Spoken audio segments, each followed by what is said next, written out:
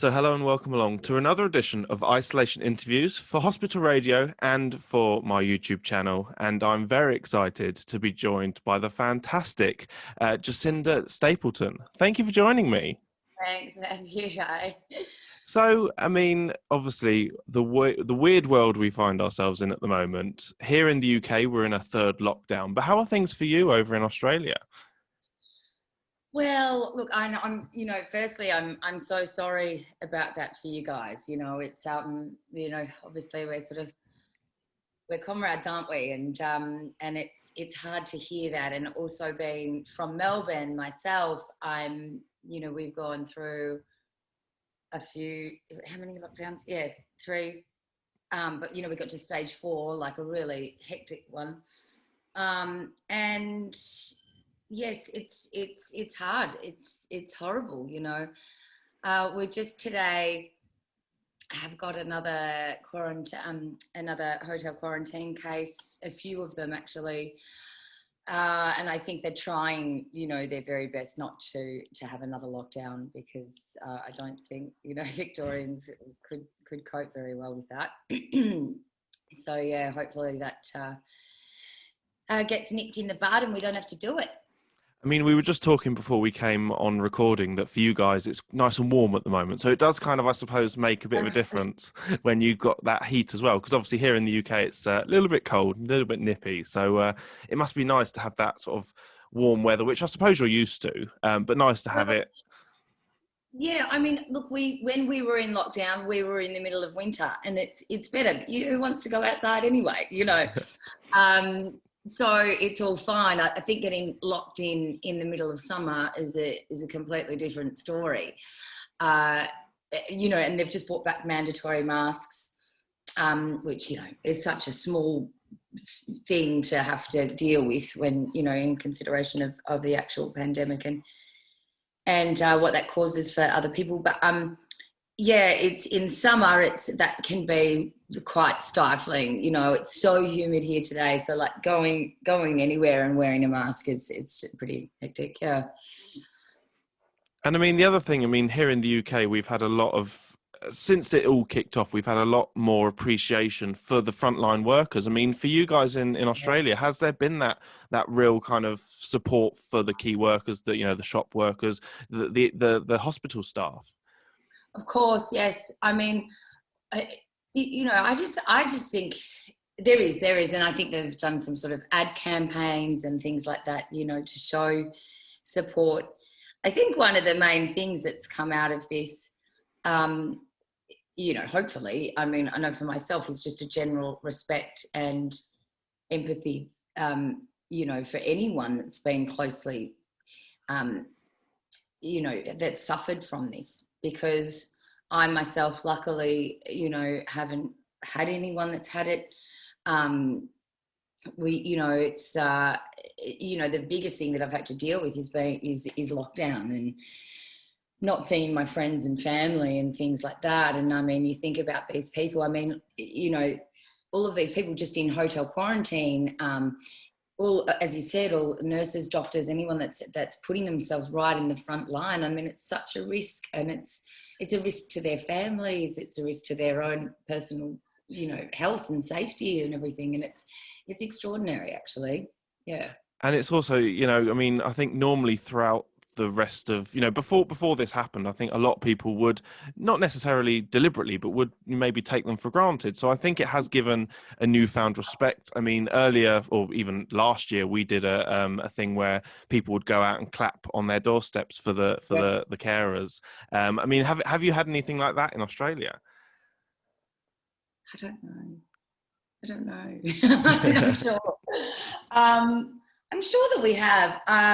But like I said, I think that there's been a sort of ad campaigns and things like that to show our kind of respect and and I just think just in a general sense, being like the mandatory masks things and everything, having that respect for your fellow human being. It's not just about keeping yourself safe; it's about keeping everyone else safe. Yeah. And I think it's Yeah. I mean, one of the things that a lot of people have been doing is they found themselves learning new skills, doing things in lockdown. So, I mean, did you find yourself doing anything that you wouldn't normally do, baking, gardening, anything like that? Puzzles, right? So I don't, I can't even remember the last time I did a puzzle. I was a kid, and so yes, all my friends got into these puzzles. In fact, that's what my computer's sitting on right now. Big puzzles, um, which I quite loved. I figured I'm a real puzzle lover. So no, I did a lot of puzzles. I did a lot of cooking.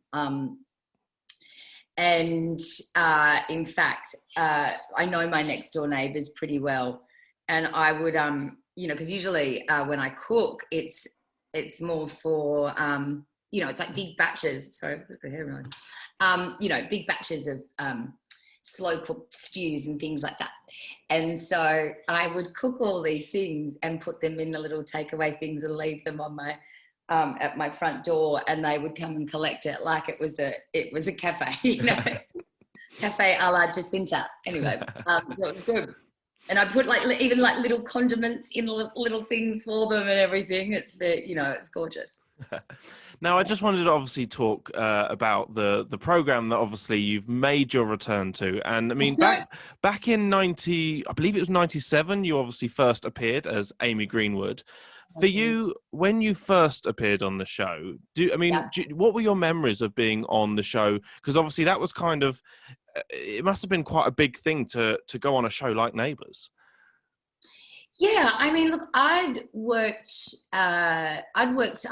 I was 6. So, I'd done quite a bit of other stuff, kids' TV series and things like that, a couple of films, so I sort of grew up doing it.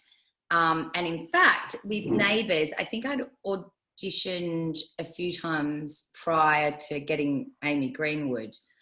So I didn't even have to audition for Amy, and it was only supposed to be a 5-week stint. And anyway, I got on, and the whole thing with Lance and Amy really worked, and it was cute. And then they just asked me back, and they kept on. It was like, I'll stay for 6 more weeks, and stay again, another 6 months, another year, and I ended up there for like 3.5 years. So, I mean, for you, what was it that attracted you to that role? Because I mean, she's such a lovable character. So I mean, what was it that you loved about that character? Look, I think for me, in all of the roles, or most roles that I play, I quite like to find something that's perhaps like a character that's been judged, or seemingly unlikable, and I like to turn that around and make you kind of understand where they're coming from, or and perhaps then in turn you might end up loving them. But it's just one of those things. I think she was the sort of popular girl at school, and a little ditzy and a little exuberant, and sometimes those people can rub you the wrong way, and are misunderstood. So really, it was about that, making her likable, and seeing that she is has quite a good heart, and is just your fun-loving gal. Yeah. Now, obviously, you made a very brief return back for the 20th anniversary, and I think it was 2005, I think. So did you ever imagine that, fast forward to 2020, that you would be back on the show? No, never. I did not. And this is why that never say never little saying that, no, I did not. I definitely did not. I'd actually, I'd seen Jackie Woodburn out, and she's, I'm a big fan of hers, and have always been, and she was real confidant back in the day. And I'd seen her out, and Anne Charleston and Jan Russ was there. Anyway, they said, you should come back. And that was only like about a year ago. And so it's I just went, God, I haven't even thought about that. But look, I've always been fond of that character. You know, it's always kind of I do look back on it, and I've always really loved that character. So I was like, you know what, I could do this. So it's great. I've loved it. I really have. I mean, did it take much persuasion for you to go back, or was it kind of once you had to think about it, was it kind of like, yeah, no, I need to go back. I want to go back and do that character again. To be honest, I was kind of scared. Like, I don't know. And I was really nervous because, you know, what if I sucked? Like, what if and that was just, like, what are you doing? Also, she's such a kind of up character. So I was quite nervous about, you know, how kind of over the top she is and everything. But, you know, look, they were loving it. And to be quite honest, and don't tell anyone, but I haven't really been watching Neighbours for the last 20 years. And they were telling me that it's been kind of a bit melancholy, and you know, the storylines have been quite heavy and everything. And now, you know, because also the rating has changed for Neighbours. It was G, and then it's now PG. And so a lot of the storylines have obviously gotten heavier and whatever. So they said that they needed a bit more kind of light-hearted touch, which is, you know, I can do that. I can bring that. And I mean, to work with people like Ryan, Alan, Jackie, who you obviously got to work with the first time round, so to work with them again must be great to work with them again.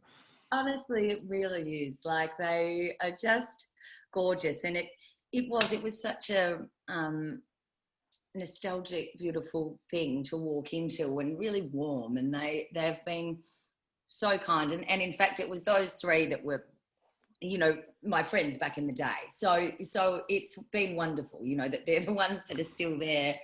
And yeah, I just love them, and it's been really great. And even just the crew and stuff as well, you know, like these beautiful crew that have been there for like 35 years. And, you know, yeah, it was gorgeous. It's been gorgeous.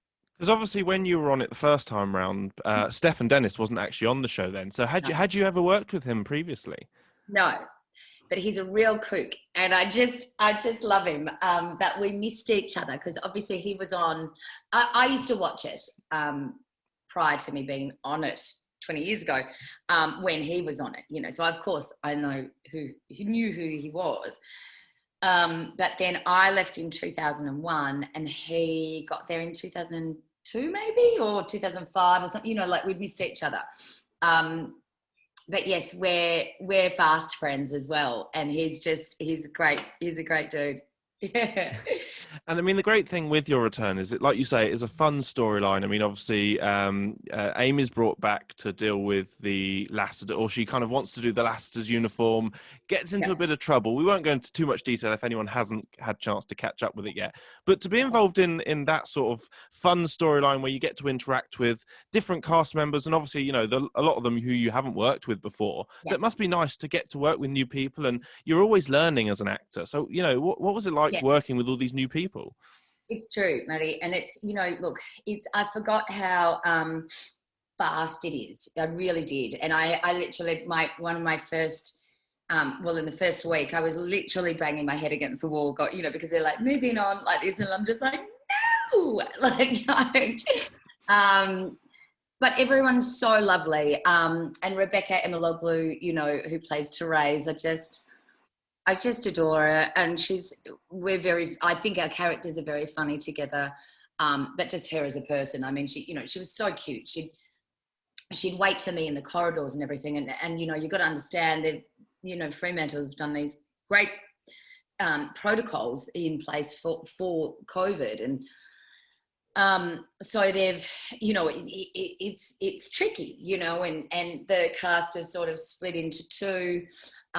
You know, you can go down some corridors and not the others. And so, like, not only have you got, you know, 20 scenes to do in a day, but you've got to be like, you know, I can't go there and I can't go here. And she was divine. Like, she was just waiting for me and, you know, showing me around because it was a different place than what it was 20 years ago, even though a lot hasn't changed. in terms of the protocols and stuff, it has. So no, she's been fantastic. Who else did I work with? Nick Coughlin was great, who plays Shane. He was awesome. And Ryan, I haven't had that much to do with him, but it was nice, that sort of like old friends, coming together again, and so it was just a hoot. Yeah, it was good. And I mean, to be involved and get to do stuff with the Rebeccas, they are, one of the staple families on the show. I mean, without giving too much away, we do get to see a cat fight between Amy and Dippy, which I imagine must be quite fun to film when you get to have these really fun out there scenes. It was funny. But you know what? They're always hard as well, because it's sort of this, you've got your lines, you've got there was dancing first. So it's sort of, you're dancing and you're speaking. See, I sound ridiculous saying this, but but no, there was a lot to remember. And then also trying to have a fight with someone without hurting them. It's like, it's, a bit of a dichotomy going on. But yeah, it was, that was kind of fun. And I imagine now as well, because in Australia you're allowed to touch your co-stars again, which here in the UK we're not allowed. Well, I mean, not that I'm an actor, but actors aren't allowed to touch at all. It's a lot more strict over here for obvious reasons. So it must be nice to actually be able to kind of get back to a bit more normal in Australia. Well, only towards the end of my stint were you allowed to. So all of the stuff with. Sorry, I'm probably not allowed to ruin storylines, but. The love interest, we were doing these ridiculous things where you would turn your head and just like stay there like just standing there this far away. It was ridiculous, because you couldn't touch each other or whatever. But then it was towards the end there was a lot of hand sanitizing. So it was literally like after every take, you're sanitizing your hands. So my hands now look 75 years old, but anyway.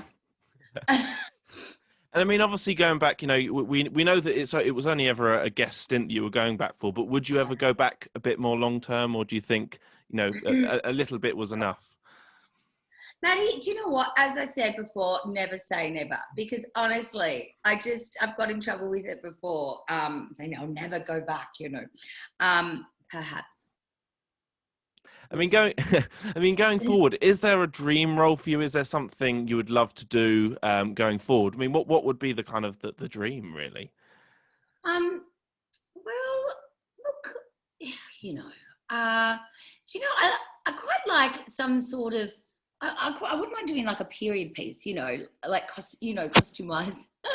But look, to me, as I said before, I quite like the kind of seemingly damaged or misunderstood characters. I like sort of making them a likable character, or exploring those kinds of characters. Horror is not really my thing. I'm not sure. I don't know. But you know what? I'd kind of take anything, to be honest. I quite like all. I quite like all sort of genres, and yeah. And I mean, do you think you'd? I mean, I imagine obviously for actors, the other thing that you love to do is to travel and do work abroad. I mean, I know you were in America for a while. Would you like to get back there eventually? Yeah, look, not at the moment. I'm not in any rush. No, look, I do like to travel, and I'm sure, so a lot of us are sort of, itching to leave and to, explore other cities, and, hopefully sometime soon that it happens and is available to us, But no, I certainly do want to come back to England when the time is right. I haven't been there for a really long time. In fact, it was 20 years ago when I finished Neighbours. That was the last time that I came to England. So I will be back. You're definitely welcome back anytime. We'd love to have you back. Now, I just want to say it's been an absolute pleasure talking to you. But before we go, is there any messages you'd like to give to anyone who's in hospital at the moment, who's not having the best of times at the moment? Well, look, I do actually. I want to just send my love and I'm just try and stay hopeful and positive, and I send you all my love and best wishes. Thank you so much. It's been an absolute pleasure talking to you. Thank you for giving up your time. Hopefully we'll get to speak again soon. Of course, anytime. Okay, ciao.